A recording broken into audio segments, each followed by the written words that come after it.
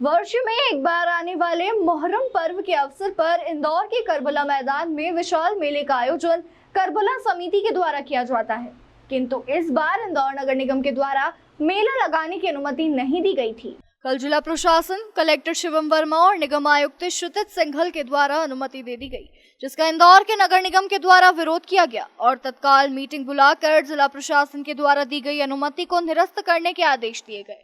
इस संपूर्ण प्रकरण के संबंध में एमआईसी सदस्य निरंजन सिंह चौहान ने जानकारी देते हुए बताया कि गत वर्ष करबला मेला समिति के द्वारा जिन शर्तों के साथ इंदौर नगर निगम ने मैदान उपलब्ध करवाया था, उन शर्तों का पालन न करने के कारण इस बार इंदौर नगर निगम के द्वारा मेला लगाने की अनुमति नहीं दी गई।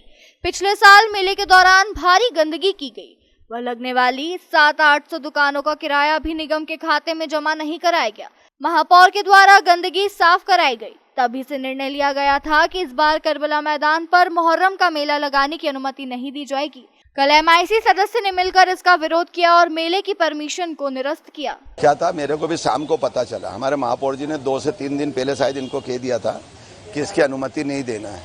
जो धोबी घाट है उस पर हमने इनके जो ताजिए हैं उसको ठंडे करने की अनुमति देने का महापौर जी ने बोला था। मेरा विभाग है, इसलिए मैं आपको बता रहा हूँ कि मेरे को भी जानकारी में नहीं दिया, ना महापौर जी को जानकारी में दिया और इनने अनुमति दे दी। क्योंकि पिछले बार जो हमने सशर्त अनुमति दी थी, उन शर्तों का पालन इनने पिछले बार नहीं करा। उस सब कमेटी ने, जो वहाँ की इनकी करबला की ताजिया कमेटी रहती है, उसने वो नहीं करा था। सारी गंदगी छोड़ गए, बाद में पूरी गंदगी महापौर जी ने खड़े रह के सफाई कराई। सारी दुकानें जितनी लगती है उन सबसे पैसा लिया इनने और नगर निगम में एक पैसा जमा नहीं करा। तो महापौर जी का यह कहना था, मेरा भी स्वयं का भी यही कहना है कि आपको जो शर्त पे अनुमति दी थी वो शर्त का पालन करते तो इस बार भी देते। तो इस बार हमारा सबका पूरी एमआईसी का एक स्वर में कहना है कि जो आपने परमिशन दी, एक तो हमारी जानकारी के बिना दी, तो उसका हमारा विरोध था। कमिश्नर साहब भी उस मीटिंग में जुड़े थे, तो महापौर जी ने कह दिया कि आप इसकी लिखा पढ़ी ऊपर से अगर आपको किसी ने किया तो उसको कर देंगे। पूरी एमआईसी का इसमें विरोध है और एमआईसी का एक ही कहना था कि जो मैदान है मेला लगता उसका विरोध, उनके ताजिए ठंडे करें उसका कोई विरोध नहीं। और इसीलिए विरोध है कि उन्होंने शर्तों का पालन नहीं करा पिछले बार। कि निगम भी चाहती है कि वहाँ जितने भी मेले में दुकान लगे उस दुकान का किराया निगम को मिले।